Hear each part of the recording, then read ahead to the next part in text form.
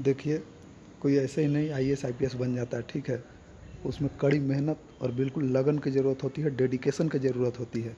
जी हाँ फ्रेंड्स, मैं दीपक कुमार आप सभी का स्वागत करता हूँ चेंज योर लाइफ के इस चैनल में। और इस वीडियो में हम बात करेंगे यूपीएससी एक्सपीरियंस का। मेरा यूपीएससी का पहला एग्ज़ाम था। वैसे तो यूपीएससी देखिए बहुत सारा एग्ज़ाम कंडक्ट कराती है, लेकिन मेरा जो एग्ज़ाम था वो था यूपीएससी ईपीएफओ का। आप सबको पता होगा कि यूपीएससी ईपीएफओ का एग्ज़ाम अभी हाल ही में 2 जुलाई को कंडक्ट कराया गया। तो बात करते हैं यूपीएससी एक्सपीरियंस का, कि मतलब यूपीएससी का एग्ज़ाम में क्या होता है, कैसा एक्सपीरियंस होता है। तो ये मेरा पहला एग्ज़ाम था, इसलिए मैं मतलब आप लोगों को बता रहा हूँ। देखिए, सबसे पहले बात करते हैं सेंटर का। सेंटर जो है स्टेशन से कितना दूर होता है या कितना पास होता है। तो देखिए, सेंटर स्टेशन से ज़्यादा दूर नहीं होता है। सेंटर मुश्किल से आपको ऑटो वाला वहाँ से आधा घंटा या ज़्यादा से ज़्यादा 1 घंटा इतने देर में आपको पहुँचा देगा, इससे ज़्यादा दूर नहीं होता है। दूसरा, गवर्नमेंट स्कूल या प्राइवेट स्कूल। देखिए, ज़्यादातर गवर्नमेंट स्कूल ही होता है। गवर्नमेंट स्कूल में ही आपका सेंटर दिया जाएगा। तीसरा, स्टाफ बिहेवियर। देखिए, स्टाफ बिल्कुल सॉफ्ट होते हैं, आपको कुछ ऐसा नहीं, जो भी उनके पास होगा वो ज़्यादा से ज़्यादा प्रोवाइड कराने की कोशिश करेंगे। और चौथा चीज़ है, इम्पोर्टेंट चीज़ है, बैग रखने का जगह। क्योंकि हम लोग छोटा एग्ज़ाम, जो भी छोटा मोटा एग्ज़ाम देते हैं, SSC, railway, state police, state SI या सचिवालय, जो भी देते हैं, इसमें बैग रखने का बड़ा मतलब मुश्किल होता है लोगों को। 20-20 रुपये, 30-30 रुपये, यहाँ तक कि 50-50 रुपये खर्च करके भी बैग रखने का व्यवस्था करना पड़ता है। और बाहर में, जिसका कोई गारंटी भी नहीं होता है, अगर वो दुकान वाला बंद करके बैग चला जाए, बैग वाला दुकान, तो आपका बैग गया, कुछ नहीं कर सकते आप। और तो यहाँ पे बैग रखने का व्यवस्था होता है, आप उसके लिए निश्चिंत रहें। बैग बिल्कुल आपका, और कोई रुपया नहीं, उसमें आपका जगह बना होता है, वहाँ पे स्टाफ होंगे, वो आपको बैग रखेंगे और एक टोकन देंगे, वो फिर लेके आइएगा तो आपको बैग मिल जाएगा। चौथा, बाथरूम। बाथरूम होता है, बिल्कुल साफ़ सुथरा होता है। पीने का पानी भी होता है, घड़ा में रखा होगा। अगर गर्मी के दिन में आप एग्ज़ाम देने जाएंगे तो घड़ा में पानी रखा हुआ होगा, बिल्कुल मस्त। क्लासरूम में घड़ी होगा कि नहीं? देखिए, क्लासरूम में घड़ी होता है, क्योंकि कई सारे एग्ज़ाम में क्या होता है कि घड़ी होता ही नहीं, जिस वजह से हम लोग ये सोचते हैं कि कितना टाइम हुआ, कितना टाइम बचा। तो क्लासरूम में आपको घड़ी होगा। और क्लास की साफ़ सफाई देखिए, यूपीएससी का एग्ज़ाम है, उन लोगों को भी पता है, बिल्कुल साफ़ सफाई होता है। अन्यथा क्या है कि यहाँ पे कोई कंप्लेन कर देगा, इसलिए वो डरते भी हैं। बेंच की साफ़ सफाई देखिए बहुत इंपॉर्टेंट है। बहुत सारे एग्ज़ाम में मैं गया एग्ज़ाम देने खुद, तो बेंच इतना गंदा होता है, पूछो मत। बेंच पे मतलब उंगली ऐसे लगा के देखो तो बिल्कुल कचड़ा। तो आपको खुद ही एडमिट कार्ड या कोई पेपर से साफ़ करना होगा, या फिर कई लोग तो वैसे ही बैठ जाते हैं, क्या करें, कोई ऑप्शन है नहीं। तो यहाँ पे बेंच बिल्कुल आपको साफ़ सफाई मिलेगा। आप उंगली लगा के ऐसे चेक करेंगे, बिल्कुल कुछ नहीं निकलेगा। तो बेंच बिल्कुल साफ़ सफाई होगा, डेस्क बिल्कुल साफ़ सफाई होगा। और एक बेंच पे कितना कैंडिडेट, देखिए, एक बेंच या एक टेबल या एक कुर्सी पे एक ही कैंडिडेट होगा, ठीक है, एक से ज़्यादा नहीं। अच्छा, समय देखिए, मैं 9:30 बजे हमारा एग्ज़ाम स्टार्ट होना था, और उससे 10 मिनट पहले तक एंट्री अलाउ था, यानी कि 9:20 तक एंट्री अलाउ था। लेकिन होता क्या है कि यहाँ पे बाकी एग्ज़ाम की तरह नहीं कि हाँ 9:30 बजे है तो 9:30 से ही आपको वो आंसर शीट देंगे। भाई, आंसर शीट में पहले भरना भी तो होता है, कुछ कुछ क्या, बहुत चीज़ भरना होता है। तो यहाँ पे आंसर शीट 5 मिनट पहले ही हमें दे दिया गया था, 9:15 पे ही मिल जाता है आंसर शीट। तो हुआ क्या, 9:20 तक अभी एंट्री है, फिर भी 9:15 में मिल गया। आराम से आप सारा चीज़ उसमें भर लीजिए, ठीक है, ये भी एक अच्छी चीज़ है। अच्छा, अब हम वो स्ट्रेंथ का बात करते हैं। देखिए, बहुत ज़्यादा स्ट्रेंथ तो कभी होता ही नहीं, किसी भी एग्ज़ाम में 100% तो स्ट्रेंथ होता नहीं कैंडिडेट का। तो इसमें भी स्ट्रेंथ बहुत कम था। जैसे मेरे रूम में अगर बात किया जाए, तो मेरे रूम में टोटल 24 कैंडिडेट का स्ट्रेंथ बनाया हुआ था, जिसमें से हम लोग मात्र 6 ही प्रेजेंट थे और 18 कैंडिडेट अब्सेंट थे, ठीक है। लगभग 25% लोग जो है वो प्रेजेंट थे।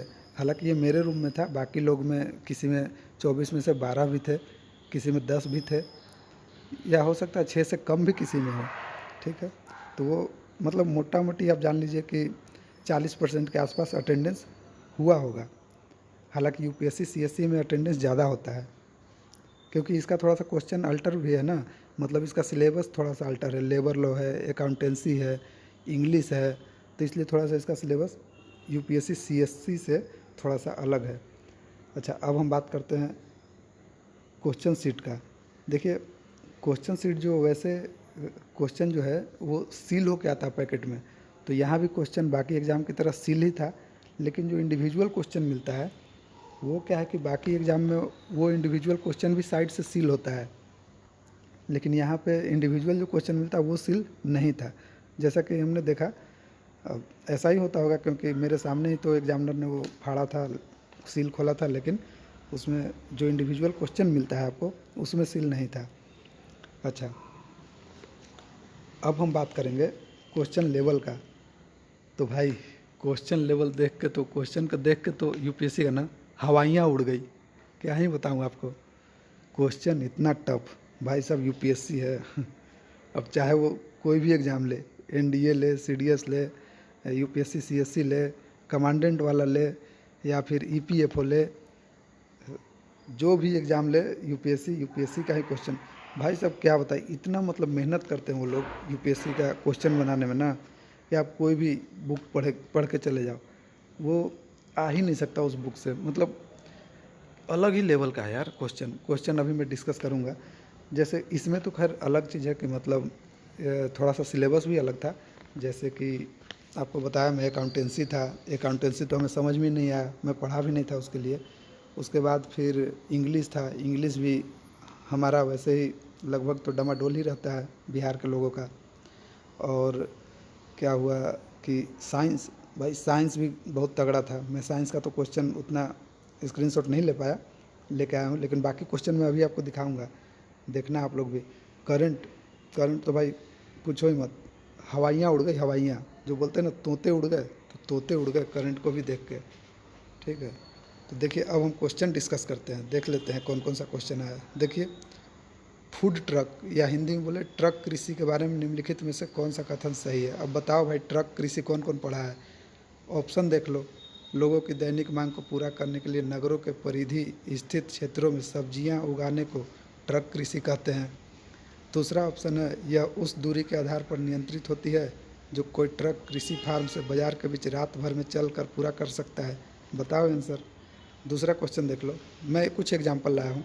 कभी कभी समाचारों में वर्णित लार्ज लैंग्वेज मॉडल, इसके बारे में कौन सा ऑप्शन सही है ये बताना है। तो देखिए, पुनर्कल्पित खोज इंजन का सृजन, भाई हिंदी भी यूपीएससी का ना गजब ही होता है। क्या है कि ये लोग इंग्लिश में क्वेश्चन टाइप कर देते हैं और हिंदी इसका ट्रांसलेट करते हैं उससे गूगल से, इसलिए ये प्रॉब्लम होता है। दूसरा, स्वास्थ्य देखभाल सॉफ्टवेयर विकसित करना, किसी भाषा का अनुदान करना। बताओ भाई आंसर, जो लोग जानते हैं आंसर बताएं कमेंट करके। 44 नंबर देखिए, निम्नलिखित में से किसने नासिक में भोंसला मिलिट्री स्कूल शुरू किया था। हाँ, ये ऑप्शन क्वेश्चन बता सकते हैं लोग,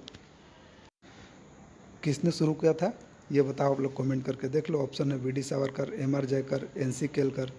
और नेक्स्ट क्वेश्चन है पंडित मदन मोहन मालवीय से जुड़ी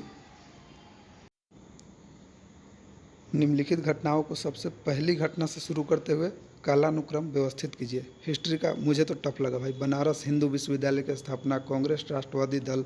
नेक्स्ट देखिए, निम्नलिखित में से कौन सी पूंजीगत व्यय नहीं है। ये इकोनॉमिक्स ठीक ठाक था, मतलब देख लीजिए ऑप्शन 4 ऑप्शन दिए हुए हैं, अब बताओ कौन सा पूंजीगत व्यय नहीं है।